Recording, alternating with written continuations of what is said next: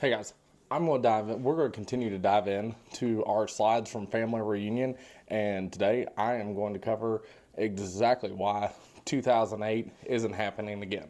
So I'm going to go through, you're going to see me look at my computer a couple times. I'll try to cover up those when I look at that to get the data and put that on over me looking at the computer so you guys know who I'm talking to. But I want to thank KW Family Reunion and KW Research for putting this together and for making the suggestion that we should use this as YouTube videos. So one thing I want to go over right now is I don't hear this a ton as I'm talking to people. I do hear it some. I think other real estate agents in other markets hear that, you know, Uncle Larry got a deal on a foreclosure in 2008 and bought a house for, you know, $50,000 under what it's worth. And in 2008, that might be the case. But 2008 is not happening. It's just not. And I'm going to go through 4 to 5 solid points and show you all exactly why it's not happening. And you should, if you're trying to buy a house, you shouldn't wait for that to happen, because appreciation is only going to go up. And that's exactly where we're going to start. So over the last couple years, what we have seen is huge appreciation numbers from 2020 to 2022, beginning of 23. So home prices peaked out in March of 22 at an average appreciation of 21.35%. That is insanity. So when I bought my first home in 2015, I paid $132,000 for that house. When we sold it and we moved in 2020, we sold it for right at $200,000. That same house now is worth about $240,000 to $250,000. So you have seen absolutely crazy appreciation, and appreciation is not negative. Okay, appreciation is now about 3.63%, and historically we average 4 to 5% appreciation a year. So what has happened is we've went from this insane appreciation down to normal, and it feels weird. It feels like 2008 could be happening again, when in all actuality it's really not. Real estate still continues to go up, and we're actually predicting that this year houses are going to average about 2.5% appreciation, and that's going to depend on what the Federal Reserve does with interest rates. If they hold them steady, they cut them. If they, end up raising them, which could be a possibility. I hate to break that to people. My hope is they just keep them steady. I personally don't think they need to lower them. I don't think they need to raise them. Quit messing with them. Leave them where they're at. Let them do what they're supposed to do. Because they were just too low for too long. So, next point in diving in is most people right now they're below a 5% interest rate. So your interest rate prior to 2008 was 6 and 7s. 5, 7 is the historic trend of that. But 74% of all mortgages are 5% or less. You'll see this start changing over time because people are going to have life happen to them. Stuff happens. They outgrow the house, unfortunate situations. Just the natural need to move is going to progress. So you will start seeing this number change. But for right now, only 26% have a rate higher than 5%. So it's a whole lot different than 08.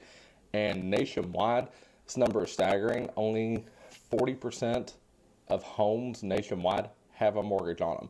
My guess is that comes from when savings rate peaked out, and people had more savings during the pandemic and whenever too, because the government blew so much money into the economy. So savings rates are up, and that slide's actually in here, but it's not what I'm covering today. So we're going to go through all these family reunion slides and post them. But when that comes up, I will go through that and I'll refer back to this video. So, pull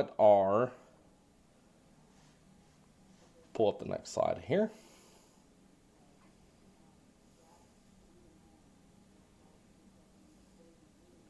Okay, underwater homes. Okay, let's look back at quarter three of 2010, 24.7% of homes were underwater.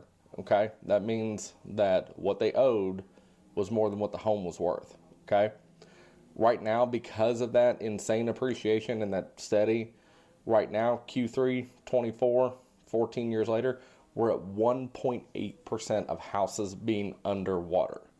You're not going to get $50,000 off of equity and have a deal like that happen nationwide if only 1.8% of homes are underwater. It's just not going to happen. So some of the feeling, again, referring back to that appreciation that we've had, and because it's slowed, that's just why it feels like that. So, and here's the last point that I'm going to make is, what are the banks doing? We have to start looking at how the banks are lending, if they're tightening, if they're loosening their credit conditions, or if they're just staying steady.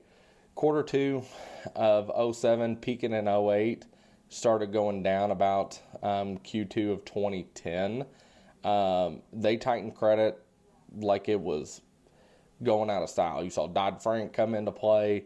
After that didn't happen there, but you saw a couple other things, and just banks were not lending money. They were holding steady.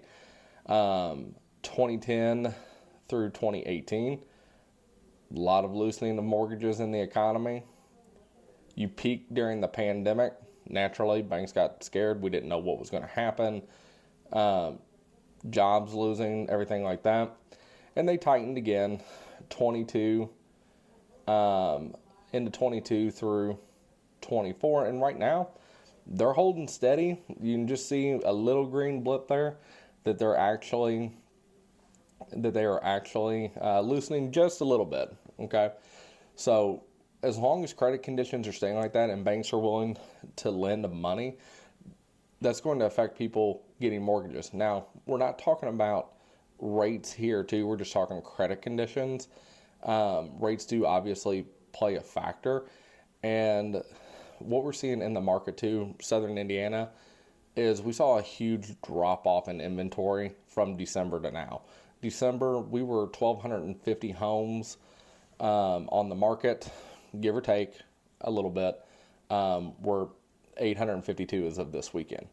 Okay, so you saw a lot of houses sell. Not as many came back on, and we're not 2020 stuff, but houses are still moving. So overall message of this house, if you're considering buying or selling, really buying, it's okay to do so.